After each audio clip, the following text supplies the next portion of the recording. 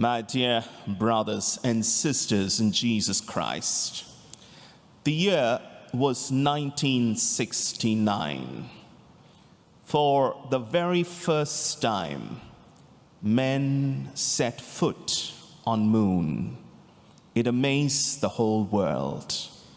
The one who led this mission was astronaut Neil Armstrong, who said, "This small step on moon is a giant leap for humanity."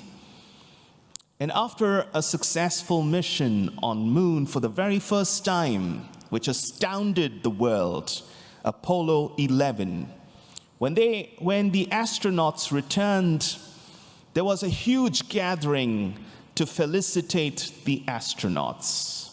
And as the astronauts were walking towards the stage, the crowd began to chant, "We hail you, Superman! We hail you, Superman!"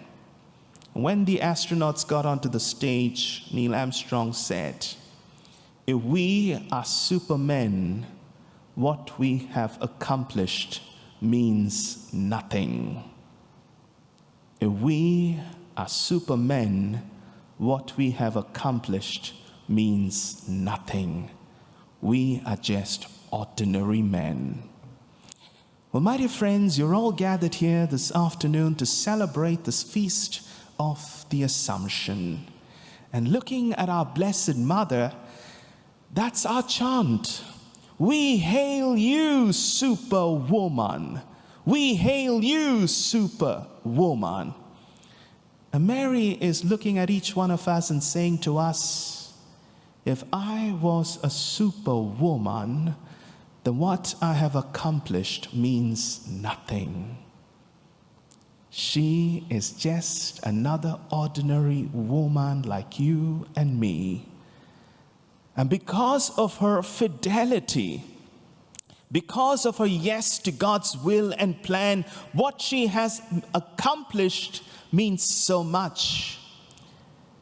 And what Mary is saying to us is this, that if I, as an ordinary human being, can do what I have done, so can you.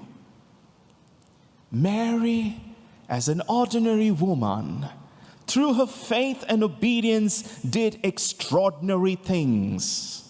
And that's what this feast means for you and me. And if you are here this afternoon, wondering why we are here to celebrate this feast, why we are here to honor our Blessed Mother, because she, as an ordinary woman like you and me, has accomplished so much through her fidelity, so can you. And because of which God rewarded her, gave her the greatest reward of being assumed into heaven, body and soul, sharing in the same glory of her Son, Jesus Christ.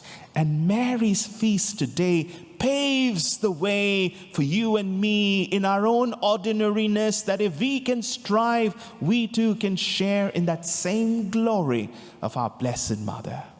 And that's why Elizabeth, her cousin, exclaims in today's gospel passage, "Blessed is she who believed in the promises made to her by the Lord would be fulfilled." Look at her life. When the angel Gabriel appeared to Mary and said, "Hail Mary, full of grace, the Lord is with you. Behold, you will conceive and bear a child. You will be the mother of God." Wow, mother of God, what an honor. So Mary must have probably thought that being the mother of God would make things great for her. But where was the Son of God born? Not in a palace, but in a manger, surrounded by cattle. And Mary must have been wondering, did I get the message from the angel Gabriel right? Did he actually say that this is going to be the Son of God? And if he was the Son of God, why am I giving birth in a manger surrounded by cattle? But Mary believed in the promises made to her by the Lord would be fulfilled. Herod was after the life of her son, and she had to flee to Egypt as a stranger in a foreign land. Mary did not doubt, but believed in the promises made to her by the Lord would be fulfilled.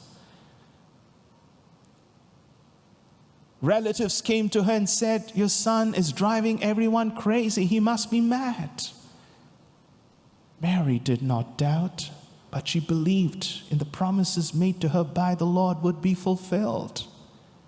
And I think the most painful thing for any mother, the most horrifying thing for any mother, is to watch her own son die such a horrible death, being dragged on the streets of Jerusalem that he walked, and finally being nailed on the cross. John the evangelist, who describes the scene, says, Mary stood at the foot of the cross. Mary did not faint. Mary stood at the foot of the cross. What gave her that courage? What gave her that grace? Because she believed her son was truly the Son of God. She believed in the promises made to her by the Lord would be fulfilled. And it is her faith that gave her the reward of being assumed into heaven, body and soul. So today, in the midst of our struggles, Mary did not have it easy. It was a journey of struggles, ups and downs. But in her struggles, she held on to one thing, her faith in God, and God saw her through. So as we go through our journey, Mary is saying to each one of us, "Courage, my children, I'm with you. I'm here to inspire you. I'm here to lead you to my son. If I can do it, so can you, as an ordinary woman." So we hail you, ordinary woman who did extraordinary things, who sets before us as a model to inspire us in our journey to be faithful to her son, Jesus. Amen.